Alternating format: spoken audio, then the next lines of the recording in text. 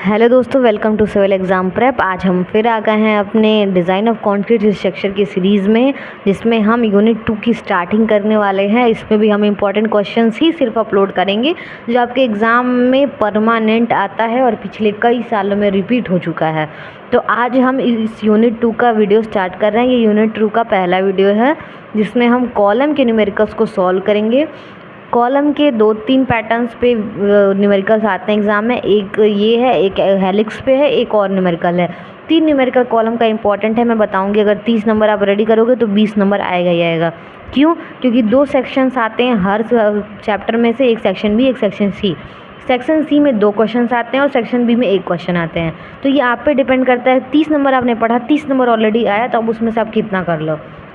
तो चलिए पहले इस वीडियो में देखते हैं कि क्या क्वेश्चन पूछ रहा है। तो क्वेश्चन कह रहा है कि design a short column axially loaded square column जिसका आपका डायमेंशन दिया है 500 × 500 for a service load of 1400 kilo Newton use M20 और 415 स्टील। M20 स्टील वो कॉन्क्रीट का ग्रेड है और 415 स्टील का ग्रेड है। तो सबसे पहले जो गिवन है वो हम लिख लेते हैं। कॉलम के न्यूमेरिकल्स बहुत आसान है और एग्ज़ाम में जब भी आएगा इसी बेस पे आएगा। क्या चेंज हो जाएगा मैं बता दे रही हूँ। जो डायमेंशंस हैं कॉलम के वो चेंज हो जाएंगे और आपका लोड चेंज हो जाएगा। बाकी ये question as it is exam में आएगा। ज़रा सा भी कंफ्यूज मत होइएगा। अगर 3 चीज़ें आपको मेंशन की गई हैं, एक कॉलम का साइज़, एक आपका लोड और बाकी ग्रेड स्टील और कॉन्क्रीट के, तो इसी पैटर्न पे क्वेश्चन लगाइएगा। अगर ये प्रोसेस याद है तो सेम इसी में वो वैल्यू पुट कर दीजिएगा जो क्वेश्चन एग्जाम में आया। तो देखिए सबसे पहले जो गिवन वैल्यूज़ है वो हम लोग नोट कर लेते हैं। तो गिवन वैल्यूज़ में क्या क्या है। पीयू की वैल्यू हमारा दिया हुआ है, लोड है जो कि 1400 किलो न्यूटन, ठीक है। ये सर्विस लोड है। सर्विस लोड को फैक्टर लोड में चेंज करते हैं, अभी हम यहाँ बताएंगे क्या होता है। एफ की वैल्यू दी है 20 की न्यूटन पर mm²। एफ की वैल्यू 415। कॉलम का साइज़ दिया है 500 × 500 mm, ठीक है। अब सबसे पहले पीयू को चेंज करेंगे अल्टीमेट लोड में। अल्टीमेट लोड का मतलब फैक्टर लोड होता है। फैक्टर लोड में चेंज करने के लिए सिर्फ 1.5 से मल्टीप्लाई कर दीजिए। तो 1.5 × 1400 आपका आएगा 2100 किलो न्यूटन। अब हम जब पुट करते हैं इसको फॉर्मूला में, तो देखिए आंसर हमेशा किलो न्यूटन में लिखा जाता है, लेकिन जो फॉर्मूला बनता है ना हमारे पास, वो सब mm और न्यूटन में पुट किया जाता है। क्यों? क्योंकि जो भी हमारे डायमेंशंस होते हैं ना वो mm में दिए होते हैं, इसलिए। तो न्यूटन में चेंज करेंगे तो किलो न्यूटन है, न्यूटन में आएगा तो 10⁻³ लग जाएगा, ठीक है। अब नेक्स्ट आपका, जब आप मिनिमम इसेंट्रिसिटी, ये हम ज़रूर से चेक करते हैं कि ये आपका सेटिस्फाई हो रहा है कि नहीं हो रहा है। ये होता है तभी हम कॉलम को डिज़ाइन कर सकते हैं, अदरवाइज़ हमें सारा प्रोसीजर स्टार्ट करना पड़ेगा और कुछ उसमें डायमेंशंस को बदलना पड़ेगा। तो मिनिमम इसेंट्रिसिटी 20 mm कम से कम होनी चाहिए। तो इसका फॉर्मूला होता है 0.05 डी। डी की वैल्यू कैपिटल डी की 500 है, उसको पुट करिए, 25 mm आ रहा है। मिनिमम 20 है, आ रहा है आपका 25, मतलब आपका डिज़ाइन हो सकता है, कोई इशू नहीं है। तो यहाँ पे लिखिए 0.05 T is greater than 20 mm, hence okay and design it, ठीक। थर्ड पॉइंट है आपका पीयू। ये फॉर्मूला होता है, ये किस लिए होता है? एरिया ऑफ स्टील निकालने के लिए, ठीक है। उसका ये फॉर्मूला होता है पी इक्वल टू, सब में यही फॉर्मूला याद होगा, यही फॉर्मूला सब में वो होगा, यूज़ होगा। तो P U is equal to 0.4 F C K A C plus 0.67 F Y A S C. अब देखिए ये जो ए सी है ना, ये आपको जो दिख रहा है ए सी, इसको आप लिख सकते हैं A S T minus A S C. अब वो ए एस टी वो एरिया कौन सा है? 500 × 500, ये बी इंटू डी ही तो है। इसी को तो एरिया बोलते हैं, एरिया ऑफ स्टील, एस। वही यहाँ पे पुट करना है। तो ये ए सी है, याद रहे, ये ए एस सी है और ये ए सी है फॉर्मूले में। ए सी को चेंज करने के लिए A S minus A S C होगा, जहाँ ए एस आपका जो डिज़ाइन दिया हुआ है, साइज़ दिया कॉलम का, वो पुट होगा। सब फॉर्मूले में पुट करिए। पी यू की वैल्यू अभी आपने निकाली 2100 × 10⁻3, 0.4 को 0.4 डाल दीजिए, एफ सी की वैल्यू 20, ए सी की जगह डायमेंशन लिख के माइनस ए एस सी कर दीजिए। 0.67 × 415 ए एस सी निकालना ही है आपको। तो ए एस सी ये वैल्यू आएगी ए सी की 349.58 mm²। अब चलिए बता भी देते हैं कि ये वैल्यू आंसर कैसे आ रहा है। तो कैल्सी सबसे पहले निकालिए। कैल्सी में क्या करना है, कैल्सी को ऑन करिए। अब ध्यान दीजिए ये बीच में इक्वल टू, यानी कि दोनों साइड आपके इक्वेशन है, तो आप ये इक्वल टू मत यूज़ करिएगा, आप अल्फ़ा दबा के इक्वल टू यूज़ करिएगा। तो अब देखिए सारी वैल्यूज़ पुट करिए। पहले क्या है, 2100 × 10⁻³ अल्फ़ा दबा के इक्वल टू 0.4 × 20 इंटू, अब देखिए एक ब्रैकेट लगाइए, फिर एक ब्रैकेट लगाइए जिसमें 500 × 500 लिखिए, एक ब्रैकेट को बंद कर दीजिए, अभी एक ओपन ही है माइनस ASC आपको निकालना है, ये अननोन है, तो अननोन को पुट करने के लिए अल्फ़ा दबा के x दबाइए, ये हो गया आपका अननोन। ठीक है, ब्रैकेट बंद कर दीजिए, प्लस है प्लस लिखिए 0.67 इंटू 415 इंटू अल्फ़ा दबा के x, ये पूरा आपका इक्वेशन पुट हो गया। सॉल्व करने के लिए ये इक्वल टू मत प्रेस करिएगा, सॉल्व करने के लिए आप ये इक्वल टू नहीं पुट करेंगे, आप ये वाला करेंगे शिफ्ट और सॉल्व 2 बार प्रेस करेंगे, शिफ्ट सॉल्व 2 बार करेंगे, आपका आंसर आएगा 345.409। थोड़े बहुत आगे पीछे होते हैं वर्ड्स जो पॉइंट्स में होते हैं, मैंने वो नहीं कंसिडर किया, इसलिए 300 इसमें 45 आ रहा है, इसमें 349 आ रहा है, 4 का फ़र्क है, लेकिन mm में है। 4 mm मतलब कुछ नहीं होता है, अगर यही मीटर होता तो बहुत मार्जिन होता, तो 4 mm आप नेग्लेजिबल कर सकते हो।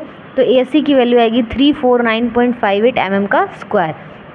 नेक्स्ट है आपका ये जो ASC लिखा था, ठीक है, ये जो ASC आपने लिखा था, ये क्या होता है 0.8 times of cross sectional area होता है।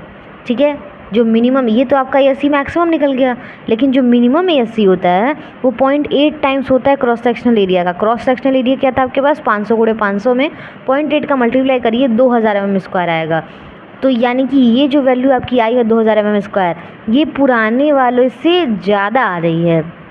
ठीक है, तो जब पुराने वाले, ये मिनिमम ASC है तो मिनिमम ASC आपका 2000 होना चाहिए, लेकिन जो आपकी वैल्यू आ रही है वो 349 आ रही है, तो वो ऑलरेडी कम है, तो हम यही लेके चलेंगे 2000। अगर ये 2000 से ज़्यादा होती तो हम ये वैल्यू लेके चलते, लेकिन कम है तो हम 2000 को कंसीडर करेंगे, तो ASC की वैल्यू हम लोग लेके चलेंगे 2000 mm स्क्वायर।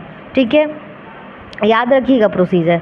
अब नंबर ऑफ़ बार्स निकालेंगे, तो मान लेते हैं कि 20 mm का डाया का बार हमने इस्तेमाल किया है, तो ये small ASC is equal to π/4 into 20 mm लिया था, तो 20 का स्क्वायर आपका आएगा 314.16 mm का स्क्वायर। ठीक है, अब देखते हैं नेक्स्ट क्या है, number of bars ASC upon ASC। ASC हमने कंसीडर क्या किया था 2000 माना था, और ASC अभी निकाला 314। जब डिवाइड करेंगे तो 6.37 आएगा, जो कि हम कंसीडर करेंगे 7 बार्स लग रहे हैं। ठीक है, तो 7 बार कहीं लगेगा नहीं, क्योंकि स्क्वायर शेप का कॉलम है, तो जाहिर सी बात है आपका इवन नंबर होना चाहिए, तो इसीलिए हम इसको कंसीडर करेंगे कि हम 8 बार लगा रहे हैं 20 mm के डाया का।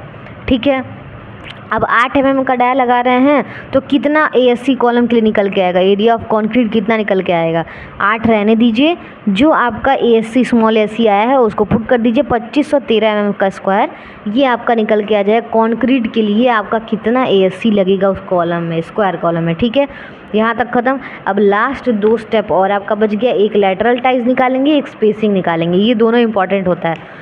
तो लेटरल टाइज निकालने के लिए, अब देखिए इसमें लेटरल टाइज क्या होती है, ये होती है जिससे हम लोग बांधते हैं, पतली वाली छड़ देखिए जिससे सरिया को आपस में बांधा जाता है ताकि वो इधर उधर डिसबैलेंस ना हो, उसी को बोलते हैं लेटरल टाइज। और स्पेसिंग का मतलब होता है कि ये दोनों रॉड के बीच में हम स्पेसिंग कितनी रखेंगे। ठीक है, तो चलिए देखते हैं। सबसे पहले लेटरल टाइज निकालेंगे, पेज नंबर 49 पे जाएंगे, तो इसका एक फॉर्मूला होता है कि diameter of ties is greater than 1/4 into 20। 6 mm का बार हमने लिया है, मान के चल रहे हैं कि जो टाइज का वो डायमेंशन लिया है वो 6 mm का है, तो 6 mm करेंगे 1/4 इंटू 20 करेंगे तो 4 से 20 कट जाएगा 5 बार में। अब ये 20 क्यों रखा आपने, क्योंकि बार का जो डाया लिया था वो 20 mm लिया था, तो ये 6 ग्रेटर देन 5 होता है, तो लेटरल टाइज हमारा सेफ़ है, क्योंकि अभी क्या कह रहा है फॉर्मूला कि डायमीटर ऑफ टाइज जो आपने लिया है वो इससे ज़्यादा होना चाहिए, ज़्यादा है आपका, सेफ़ है। स्पेसिंग ये लास्ट बच गया है, उसके 3 फार्मूलाज होते हैं। लीस्ट लैटरल डायमेंशन जो कि आपका 500 mm था, कैपिटल D क्वेश्चन में दिया था। 20 mm का डाया लिया है तो 2D होता है, तो 16D होता है, तो 16 इंटू 20 ये 16D होता है फॉर्मूला इसका। ठीक है, तो 16 इंटू 20 320 mm आ रहा है, और ये 300 mm आ रहा है। तीनों में से जो सबसे लीस्ट होता है वही वैल्यू इस्तेमाल करते हैं, तो सबसे लीस्ट क्या है 300 mm है। तो अब हम क्या करेंगे, सबको कंक्लूड करके एक ड्राइंग बनाएंगे, उस ड्राइंग में सब कुछ मेंशन करेंगे। 8 बार हमारे पास आया था, तो 8 बार देखिए 3 3 6, तो 8 बार हमने लगा दिया, इसको एक टाइज से बांध दिया। टाइज का हमने क्या लिखा है, डाया 6 mm लिखा है, 20 mm हमने इसका सरिया का डाया लिया था, 20 mm हमने उसको पुट कर दिया है। ये दोनों डायमेंशन ऑलरेडी क्वेश्चन में गिवन थे। आंसर में ये लाइन जरूर लिखिएगा जो लिखा हुआ है कि hence we provide 300 mm spacing, 6 mm phi @ 300 mm C और सी। मतलब हम 300 mm की स्पेसिंग प्रोवाइड कर रहे हैं और 6 mm की टाइज लगा रहे हैं 300 mm के सेंटर टू सेंटर डेप्थ के अलावा। मतलब ये सेंटर टू सेंटर आप यहाँ पे डिस्टेंस जो है 300 mm का रख रहे हैं और 6 mm का हम लोग लेटरल टाइज इस्तेमाल कर रहे हैं और जो डाया है हमारे पास वो 20 mm का है। तो ये था पूरा न्यूमेरिकल। ये एक न्यूमेरिकल है, एग्ज़ाम में ज़रूर आता है, बहुत ही इंपॉर्टेंट क्वेश्चन है, मत मिस आउट करिएगा। एक नहीं, 2 बार नहीं, 3 बार वीडियो देखिएगा। बहुत ही आसान प्रोसीजर है। अगर आप जैसे आप खुद से सॉल्व कर सकते हो, एक क्वेश्चन मैंने बताया, दूसरी बार आप खुद सॉल्व करो ना, आप डेटा चेंज कर दो। 1400 मैंने लिया था यहाँ पे, लोड की वैल्यू आप चेंज कर दो, आप 1000 कर दो, वैल्यू 1000 कर दो। आप जो डायमेंशन है 500 × 500 चेंज कर दो, 650 कर दो। ऐसे करके सॉल्व करो और आपका दूसरा जब 2-3 क्वेश्चन की प्रैक्टिस आप कर लोगे तो आपका एग्ज़ाम के लिए प्रिपरेशन अच्छे से हो जाएगा। तो प्रिपेयर कर लो, 10 मार्क्स का क्वेश्चन है, कहीं नहीं जाना है 10 मार्क्स। तो ट्राई करो। अगर अच्छा लगे वीडियो तो लाइक करो वीडियो को, चैनल को सब्सक्राइब करो, अपने फ्रेंड्स के साथ शेयर कर दो। मिलते हैं नेक्स्ट वीडियो में जिसमें हम हेलिकल रीइंफोर्समेंट का एक और कॉलम का न्यूमेरिकल देखेंगे जो कि बहुत ही इंपॉर्टेंट है। तो मिलते हैं नेक्स्ट वीडियो में, तब तक के लिए बाय बाय।